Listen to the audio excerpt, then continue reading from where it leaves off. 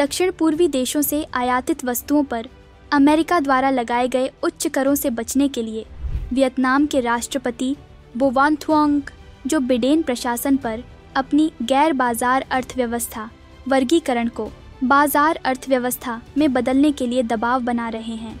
हालांकि Vietnam America के शीर्ष व्यापारिक साझेदारों में से एक बनकर उभरा है और इस क्षेत्र में चीन के बढ़ते प्रभाव को विफल करने में मदद की।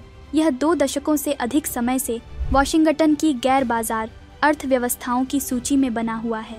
कुल मिलाकर सूची में 12 गैर बाजार अर्थव्यवस्थाएं जैसे रूस, चीन और कुछ देश शामिल हैं जो पूर्ववर्ती सोवियत संघ का हिस्सा हुआ करते थे। इससे पहले कि हम वियतनाम के गैर बाजार अर्थव्यवस्था के स्टेटस के बदलने की मांगों के बारे में जानें, उससे पूर्व समझते हैं कि बाजार अर्थव्यवस्था क्या है। दरअसल यह एक ऐसी प्रणाली है जिसमें उत्पादन निर्णय और वस्तुओं और सेवाओं की कीमतें मुख्य रूप से उपभोक्ताओं और व्यवसायों की बातचीत यानी आपूर्ति और मांग के कानून द्वारा निर्देशित होती है, न कि केंद्र सरकार की नीति द्वारा। सैद्धांतिक रूप में इसे एडम स्मिथ, डेविड रिकार्डो और जीन बैप्टिस्ट जैसे शास्त्रीय अर्थशास्त्रियों द्वारा विकसित किया गया था। तो प्रश्न उठता है कि गैर बाजार अर्थव्यवस्था क्या है। गौरतलब है कि गैर बाजार अर्थव्यवस्था सूची में 12 देश शामिल हैं। गैर बाजार अर्थव्यवस्था लेबल अमेरिका को नामित देशों से आयातित वस्तुओं पर एंटी डंपिंग और काउंटरवेलिंग शुल्क लगाने की अनुमति देता है। अमेरिका तीसरे बाजार अर्थव्यवस्था वाले देश पर भरोसा करके कर्तव्यों का निर्धारण करता है। अमेरिका गैर बाजार अर्थव्यवस्था से आयात किए जाने वाले गैर बाजार अर्थव्यवस्था लेबल अमेरिका को नामित देशों से आयातित वस्तुओं पर एंटी डंपिंग शुल्क लगाने की अनुमति देता है। अंतर्राष्ट्रीय व्यापार में डंपिंग तब होती है जब किसी देश की निर्यात कीमतों को जानबूझकर घरेलू कीमतों से नीचे निर्धारित किया जाता है, जिससे आयात करने वाले देश में उद्योगों को नुकसान होता है।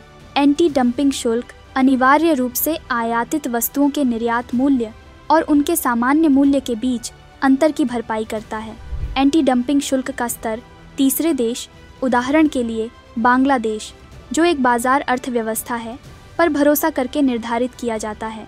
अमेरिका वियतनाम जैसी गैर बाजार अर्थव्यवस्था से आयात किए जाने वाले किसी उत्पाद के मूल्य का आकलन बांग्लादेश में उसकी कीमत के आधार पर करता है और फिर यह मान लेता है कि यह वियतनामी कंपनी के लिए अनुमानित उत्पादन लागत है।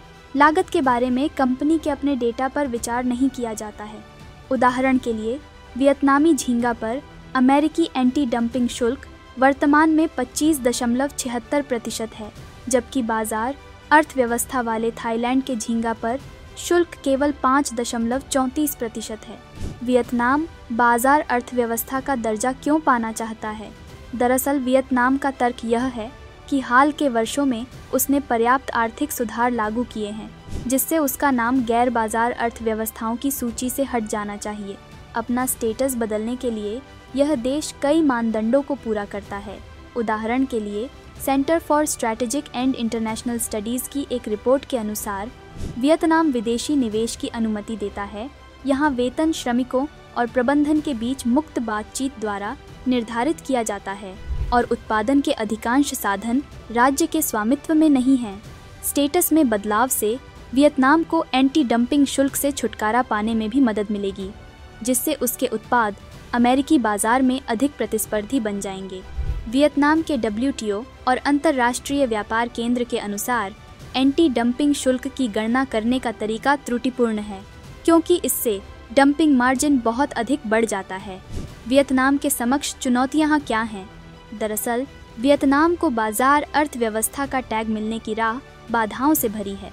अमेरिकी इस्पात निर्माताओं और अमेरिकी झींगा प्रोसेसर्स एसोसिएशन ने बिडेन प्रशासन से वियतनाम की स्थिति में बदलाव नहीं करने को कहा है।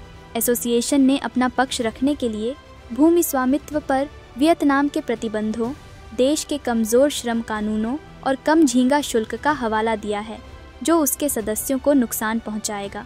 कुछ लोगों का यह भी मानना है कि इससे वियतनाम में भारी निवेश करने वाली चीनी राज्य कंपनियों को मदद मिलेगी, जिससे उन्हें आसानी से अमेरिकी टैरिफ से बचने का मौका मिलेगा।